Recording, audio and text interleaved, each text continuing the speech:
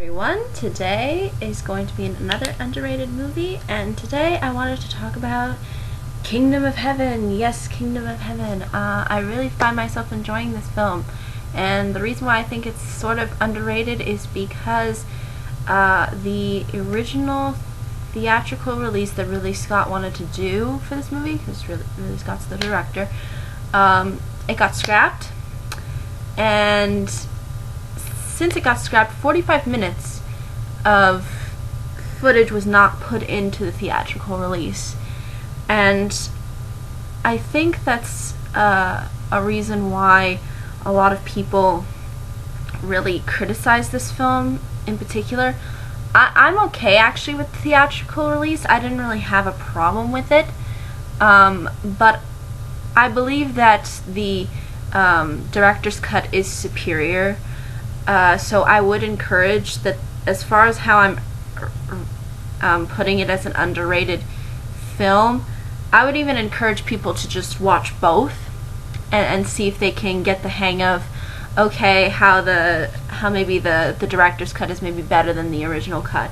But I think in itself it's a film that should be more recognized and people should get more invested into. In particular because it deals with the Crusades. It deals with the actual Crusades. And I haven't really seen a lot of movies really touch on the Crusades so much. And when they do touch on it, it's not really so, in-depthly addressed. It's more maybe done for, and through different purposes. Such as maybe comedy, Monty Python probably being a good example, and all of that stuff. But for me, I think it's nice to have an actual really serious film that's actually talking about the Crusades. That's what I mean by when I say this. Because I've never heard of any other movie or that's really touched on the Crusades specifically, and I think it is a really very controversial part of history, and maybe that's why a lot of people haven't really touched on the Crusades so much, because what did happen in the Crusades was very brutal. And this film does not shine away from that brutality. And that may be why some people don't really look into it so much, is because it's the only film, I think, that really actually took the Crusades and took itself really seriously. And is actually dealing with the Crusades. Like, you actually do see Jerusalem, and you do see all these things happening. And if you don't know basically what the Crusades are, basically the Crusades happened during the Middle Ages, or sort of later Dark Ages period, and basically the whole point was for the Christian side to regain Jerusalem and have power over Jerusalem and take it away from the Muslims in particular, and that's what this movie sort of tries to address, but in the opposite effect, because there are several crusades. I learned about this in history. There are several crusades. I believe there were probably 7. I could be wrong as to the exact number, but I know that there were a few. I think this one in particular addresses the Third Crusade.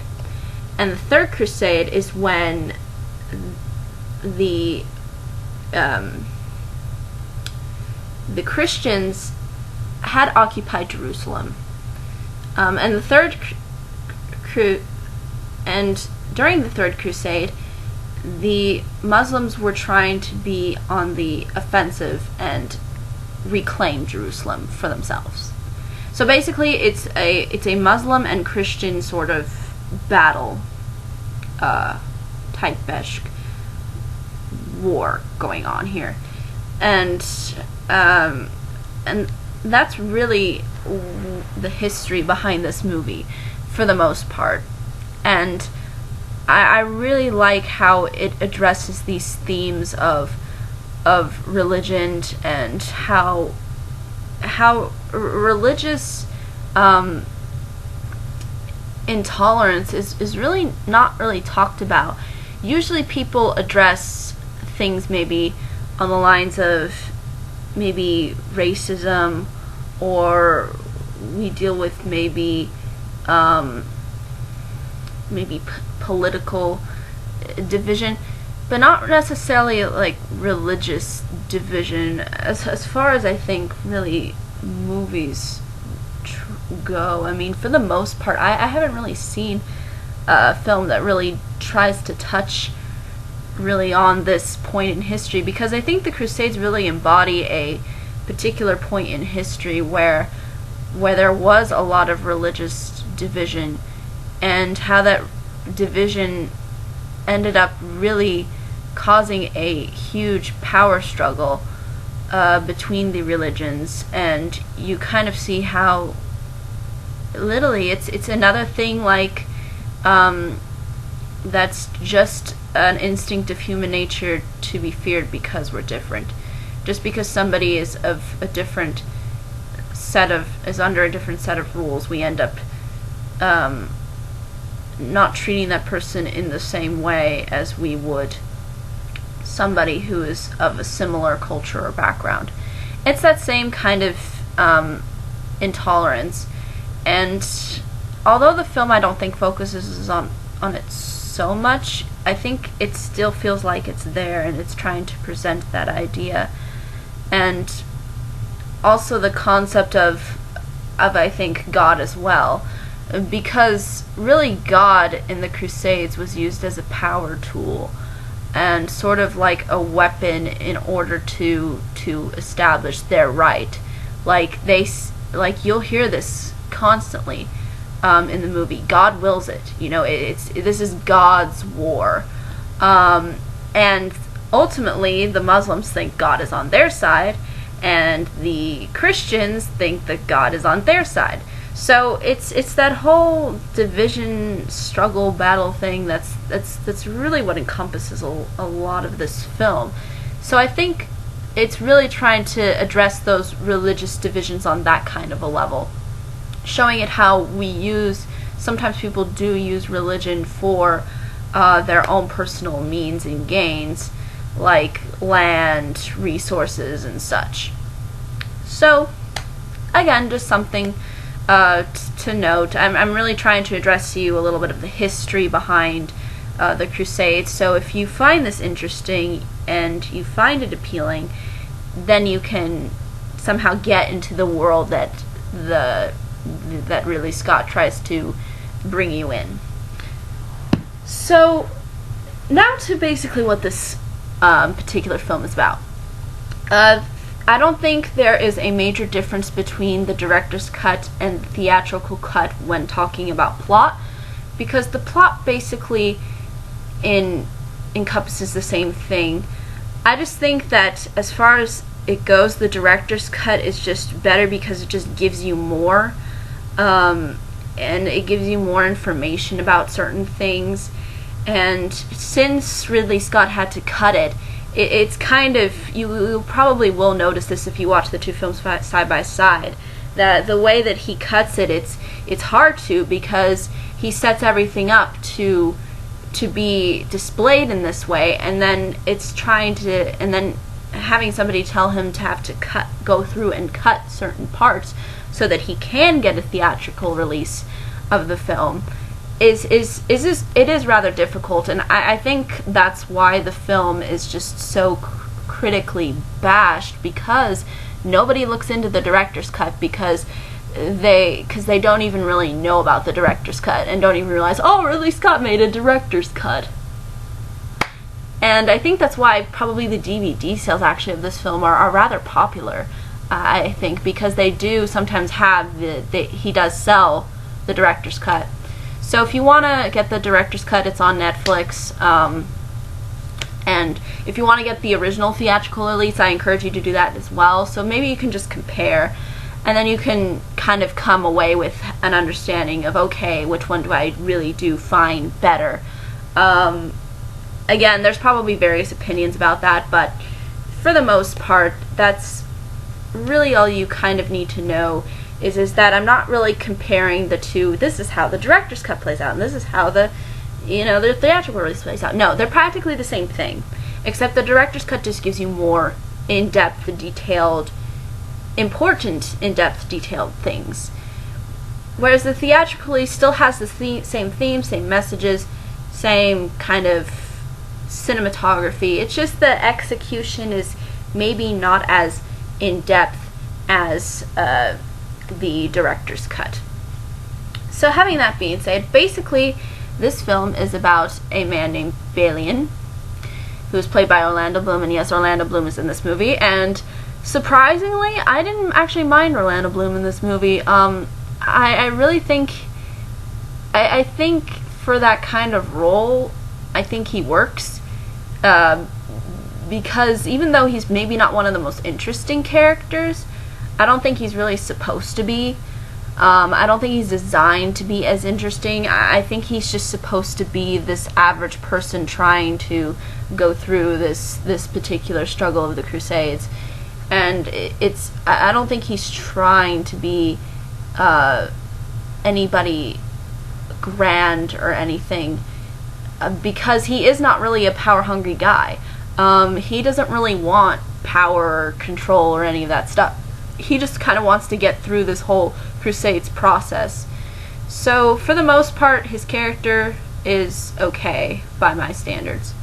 But basically, Orlando Bloom's character, Balian, is a blacksmith during, I think it's 1180 something, 84, I believe.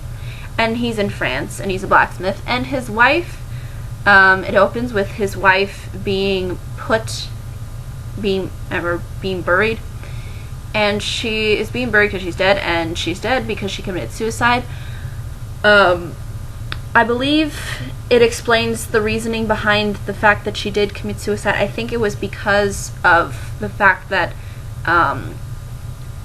she and Balian had a kid, but the kid didn't make it, or it died very young. I don't think it really gives the exact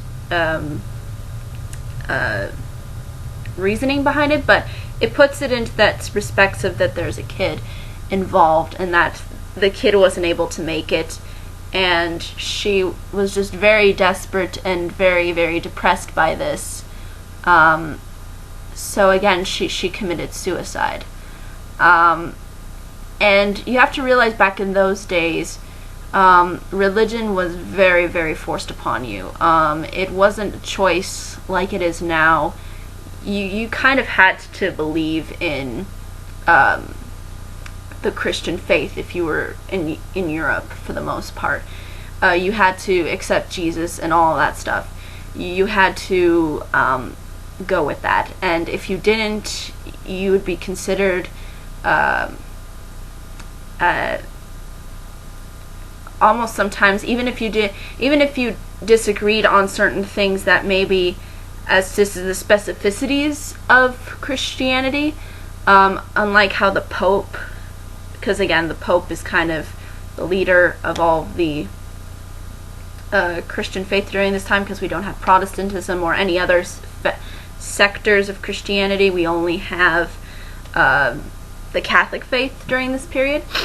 And basically the religion is forced, and within this religion it says that if you commit an act like suicide, it means that you're going to burn in hell, basically. So not only does Balian have to face the fact that, his wife is dead, he has to face the fact of how this idea of a hell and an afterlife is also upon her. And you'll see how it opens up with him being really traumatized, I think, by this. But I think it's done in a realistic way during the time period. He's not so overpowered with emotion, because I think that these kinds of things that happened during this time period were fairly normal. People died at a very young age. A lot of women died from just childbirth. I mean, childbirth was a big big death cause, or a big cause of death.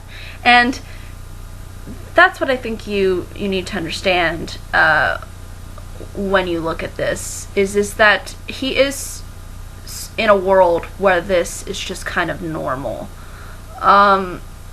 And I think it's understandable that Orlando Bloom wouldn't play like someone who is just over dramatically traumatized, because during that time period these things happened to everybody that was probably around him. So you kind of live in this world of misery. I mean, they really try to set up like that this is a really miserable type-ish world.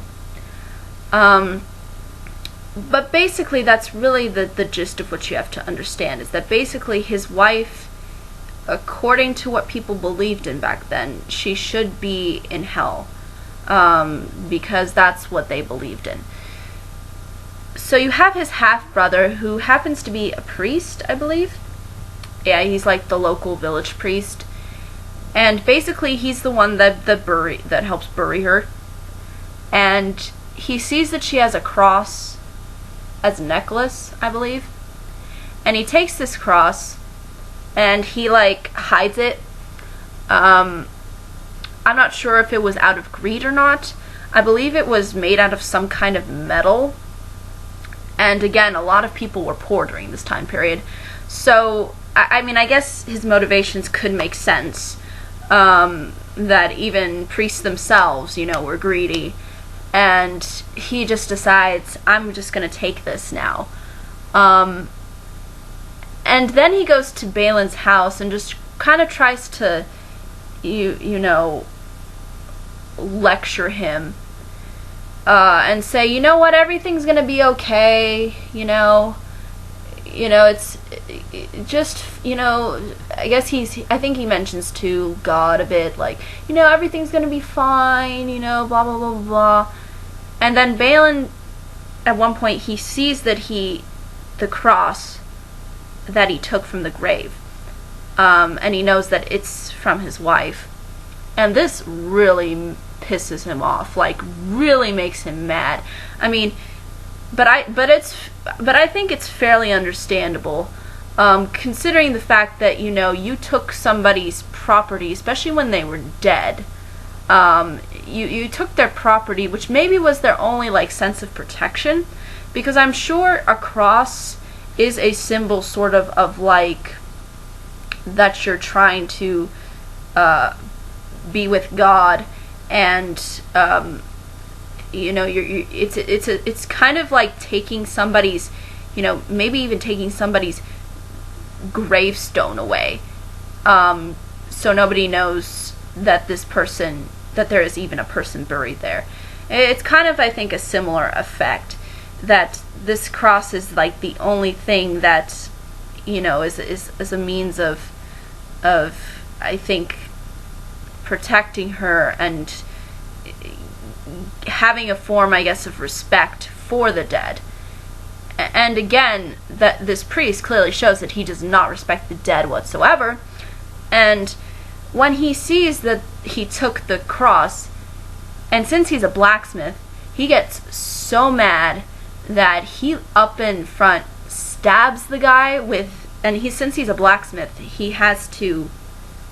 And as the priest is talking to him, he's like banging at all of these hot metals, and he literally takes the hot metal and he just stabs him. And then there's a fire where, again, since he's a blacksmith, where he uses it for the metals and for other things. He just basically almost ends up having him somehow be in that fire, and basically the guy, his half-brother, burns to death. And I don't know if the theatrical cut explains that he is, the theatrical cut does explain that he is the half-brother, but from what the research that I've done, it says that he is, so, but basically, yeah, he kills his own half-brother, does not have shame for that. And so basically, when you kill somebody, especially when it's a priest, you're not going to be looked on as the finest of people. So basically now Balin has this sort of, I guess, sin, you could say, because again, they believed in sin. Some people do even today believe in sin, but basically he's now infected with this guilt that he killed somebody. And he also has to deal with the fact that his wife committed suicide, which is also something bad. So basically he's pretty much toast as far as afterlife is concerned by what these people believed way back in the day. And basically he figures out that in order to sort of redeem himself and to redeem his wife, he should go and fight in the Crusades. Now, this is true. The Crusades were used as a way to get people involved. And using that religion as a way for people to get involved. For example, people went in the Crusades because they felt that they could, have, they could be saved from their sins. If you go out and you kill people that are not of your faith, then you will earn God's favor, because you're doing it in the name of the God, so to speak. And again, this doesn't just apply to Christianity. I mean, there's been other faiths that have done the exact same thing, but in this movie, that's how it's played out. And you'll see this. There is an emphasis on that they do show you that in this world, this is what people believe in, and it's true. That's what they believed in. They also believed in the idea that that if you went to the Jerusalem, which is supposed to be like a holy place, that if you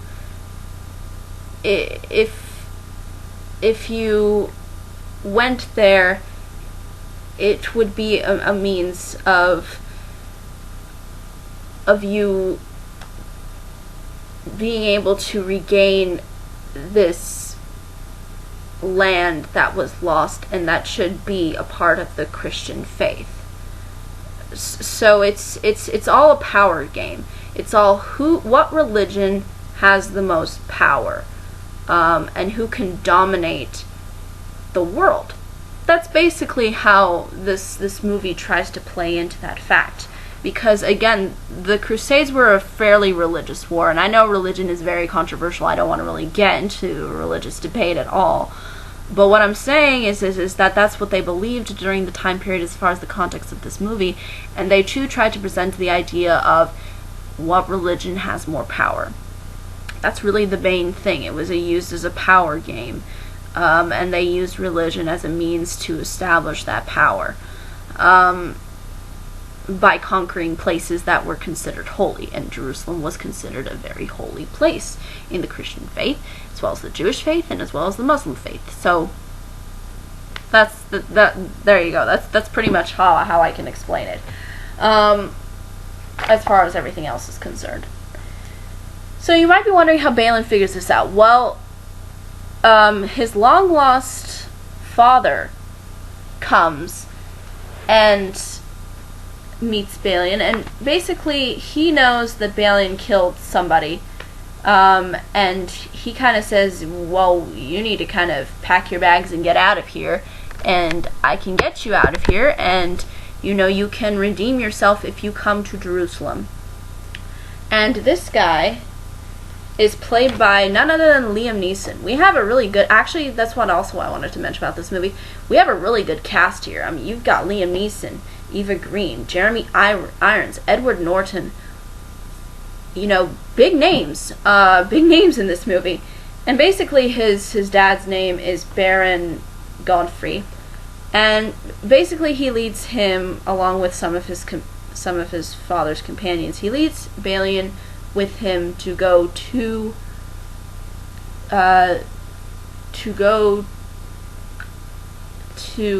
Jerusalem, so that Balin can fight the constant war of the Crusades that has been going on. And in order for him to redeem himself.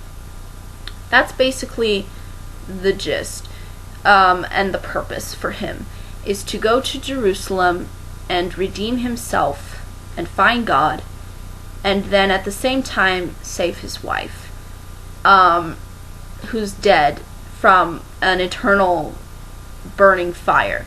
He thinks that his acts of going on this crusade and going on this war will help him find a favor with God. And also, since Jerusalem is a holy, holy place, there's points where he tries to talk with God. He goes to these particular locations and he tries to talk with God. But really the sad thing is that he can't find God. He tries talking to God, but nobody answers him. And it's very heartbreaking to see this happen. Especially when he's really trying to, you really do feel he's trying to invest this time to try to redeem himself. And basically that's really how the plot carries itself from there. But once he enters Jerusalem, he comes across, again, some other characters.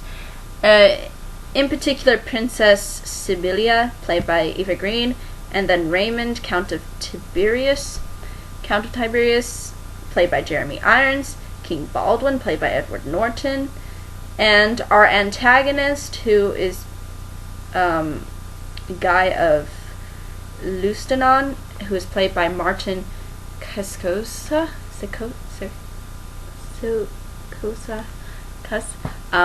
I apologize, I might be pronouncing the name incorrectly, but for the most part, what I can tell you is that Jeremy Irons stands out very well in this movie, and you'll see how Balin has these interactions with these characters. And again, that's not until he gets to Jerusalem, and when he gets to Jerusalem he encounters Eva Green's character, Jeremy Irons, and Edward Norton's character. But basically you'll see how they all sort of impact this whole plot as it goes through, and as Balin is trying to be a part of this war, and he sees sort of like the politics that play into this war. And you really do see the brutality. I mean, it does not try to shine away from it. And I just really like how we're getting really into this world. The cinematography in this movie is no short of awesome cinematography for the most part, and just really well crafted, and it does feel like you are in the Middle Ages. It does feel like you are in this world, and it's really cool to see. So that's pretty much how it works plot-wise. But the reason why this plot sort of takes this kind of turn, and why we have this sort of antagonist, whose name is Guy, like I told you, is because we kind of see how there is this very Christian extremism kind of going on within this movie. And the antagonist is sort of a Christian extremist in the sense that he believes that God wants him to kill all the Muslims and keep Jerusalem for himself. Because again, you'll see that how the antagonist actually becomes king once Edward Norton's character, King Baldwin, unfortunately dies. I don't know if that's really giving too much away, but again, this is really how I can explain the plot. But I won't explain anything really more than that, but you kind of need to know that in order to know how he's an antagonist, because again, he really does come into play here. But just because Edward Norton's character dies in this movie does not mean that he does not play a significant role. Edward Norton in this movie is awesome. I love Edward Norton in this movie. I really like how he tries to do his expressions, and you'll see that he is covered, like from head to toe, completely covered, because he has a certain disease, a certain condition.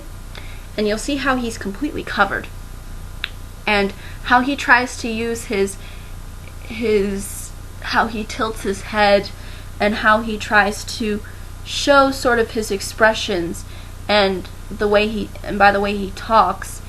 And you'll see how him and Balin interact with each other, and how he is really a smart king. You will really grow to like Edward Norton's character. He's smart. He's very nice, open-minded. He is what I would want a king of Jerusalem to be, because he is just so awesome. And you really will grow to like this character, even though he does die. But again, I do have to kind of give this away, otherwise the antagonist, I can't really explain to you why an antagonist is there. But I'm not going to even tell you, how he dies or when he dies. Nope, none of that. I'm not giving any of that away. So, and I'm not going to give how this movie ends away at all. But basically, that's really all you need to understand within the plot. And Eva Green is sort of played out as the love interest of Balin. That's basically their relationship. And Jeremy Irons is sort of similar to Liam Neeson in the sense that they're both, I think, and in Edward Norton in some cases, they're all trying to give Balin some sort of kind of wisdom, and they kind of stand out all on their own, and they do all a good job. So really, that's really all I can give away plot-wise, as well as really character-wise of everybody, for the most part. Because again, Liam Neeson does a really good job, and Jeremy Irons did the same job, but do a good job as well. I think they're just on that kind of same par, because they just have to act out the character well. Whereas I think Edward Norton is given more of a challenge, because he has to deal with the fact that he is supposed to play this deformed-like character, and the fact that he has to kind of play somebody else. He has to play a king. He's not just somebody who's a count or a fighter. He's actually playing somebody that is considered in a higher level of authority. So I think that's maybe why Edward Norton kind of stands out in this movie, but he's really, really cool. I really, really liked his character in this movie. And the antagonist is not really dimensional in a sense. Once he gets power, he is kind of the power-hungry, evil guy. But even though he is that, I think for that time period it works, because, I think you probably did have a lot of extremism back then, because of the way of what I've read through history and what I've seen for the most part is that there was this really kind of big extremism, and I think really it had to do a lot with power. And I think that the guy that plays him does a good job of being this conniving, evil jerk. And I sort of feel bad for giving the fact that Edward Norton dies, but it's the only way that I can explain how the antagonist comes into the plot. Otherwise, it's just an antagonist, and I can't explain anything to you. But I'm not going to give away all of the context as well as of the film. So, again, that might be a little bit of a spoiler for people, but I don't think it is so much, because I'm not giving you away all of the circumstances as to how this all plays out. But it is an important thing to note, because in order for you to understand the antagonist's motivations, I have to tell you that the king dies so that he can take the king's place and be basically a power-hungry jerk, and that's basically what he is. And you'll kind of see how that plays into sort of the politics of this film.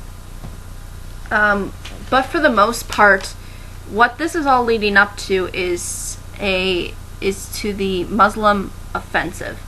And basically what the Muslims are trying to do and in particular Saladin, who was an actual person. There's actually a lot of people that were actually actual people. I think even, I think practically all the characters were actual people. But as far as, details and all of that stuff, if you're a history buff, you could probably figure this all out. For me, I'm not so much of a history buff. I mean, I like some history, but I'm more into historical fiction. But you could probably analyze it. But for the most part, I can say that a lot of the research that I've done shows that these were actual people.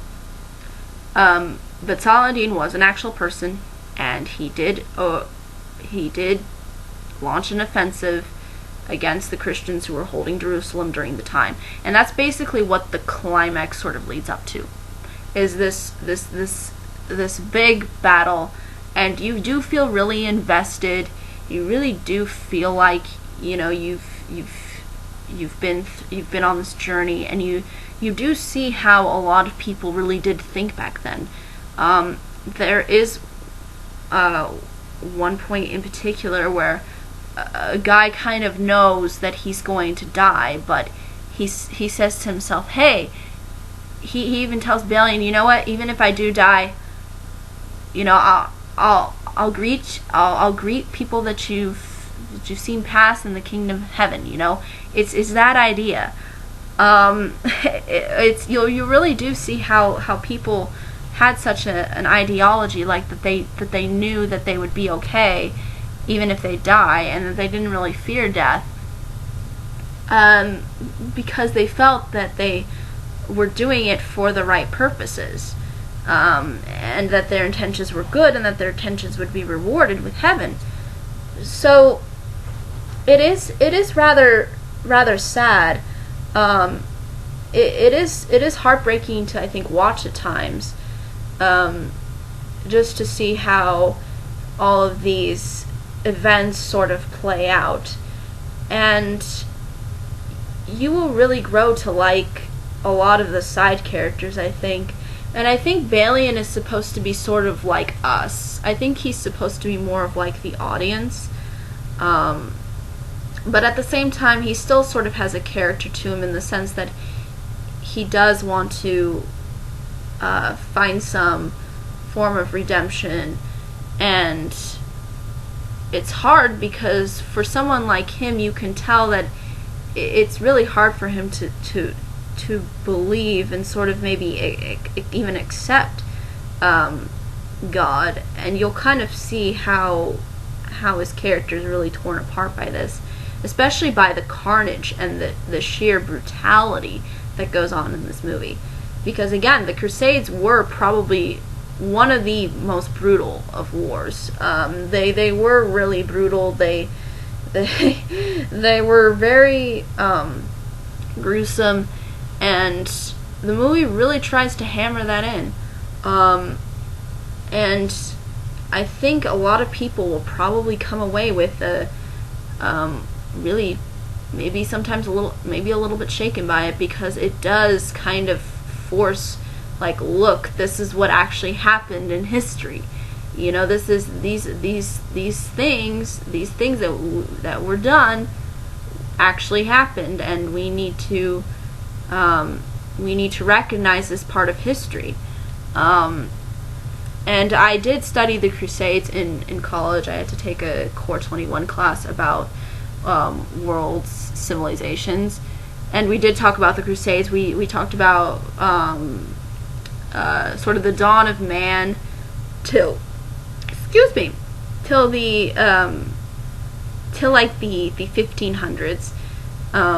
That's really the gap of how much we discussed, and we did discuss the Crusades, and they were brutal, and but all war is brutal, at least from my perspective. I think all war is brutal, but it was unique in the sense that it was for this particular place, meaning Jerusalem, meaning sort of the kingdom of heaven. So, but I think really that's all you need to essentially know going into this film. And you will, I think, really enjoy it. Even though I think I did give a lot away in this review, you will enjoy it. You will be invested in it. And I would encourage the director's cut, because I heard that's just a far superior take, because Ridley Scott didn't have to go through and chop it all up into pieces. And the director's cut adds 45 minutes of a 2-hour, I think, long movie.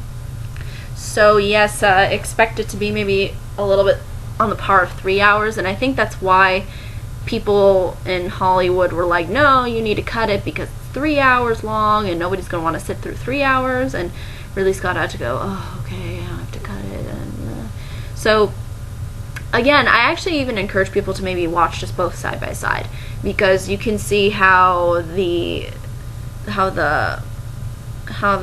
theatrical release differs from the director's cut. And again, it's very interesting. It's very, I really like this take on the Crusades, and I like that it's finally a serious movie about the Crusades. I haven't seen a movie about the Crusades so serious as this film. And that's why I really find myself enjoying it. I also like the music as well. I think the music is rather interesting at times. Costumes are cool too. It just has a lot of, I think, things that make it really cool, and really make it worth considering. Especially the fight scenes. You do see some sort of sword fights, and then you also see like big battle fights, and you see like certain fights on horseback too. There's a lot of fights in this movie, but I think that's really all I can say about it. It's a very in-depth film into looking at a particular point in history where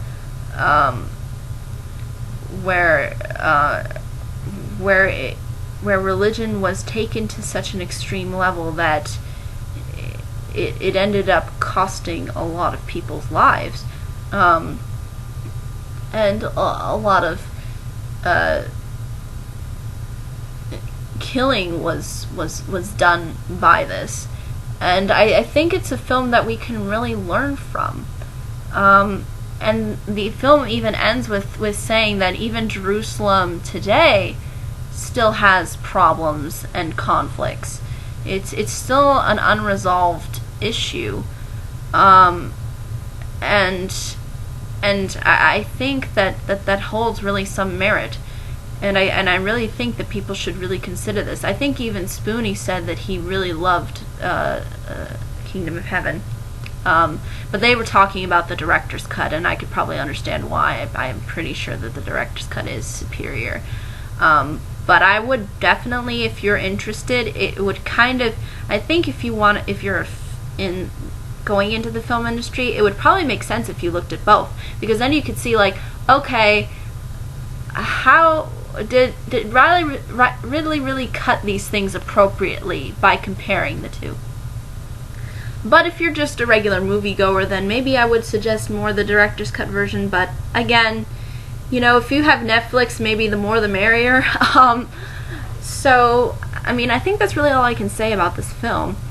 And what I'm presenting to you is really the context of the film, because this film is really trying to hammer down to you these ideas of how religion was used as a means of power, and how people abused that power and took it upon themselves to start wars and get people involved within this war, such as Balin, so that people could feel like that they were redeemed and that they were doing it for the name of their god.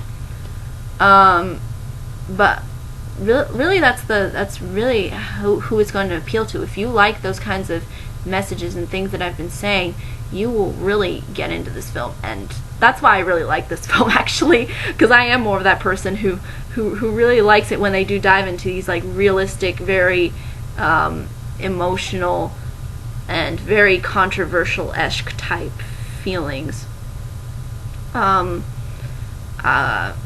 my dad enjoys it, I enjoy it, and I really encourage anybody to if you find this in any way interesting, I would definitely encourage people to check it out. But I think that's really all I can say. Any questions, comments, concerns, more than happy to answer them. And I know I gave a little bit more away for this one because I think I was a little bit more excited about talking about this one. But just know that all of what I've given away does not spoil anything in the slightest. You will still have a lot of fun with this film if you find it appealing to or interesting. If you find the content interesting, you will be invested. It's one of those content movies where there's just a lot of content in it, and there's a lot of detail as well. And if you just pay attention and find out how things happen, then that's really what makes this film interesting. But I think that's really all I can say. Any questions, comments, concerns, more than happy to answer them. And until next time, bye everybody.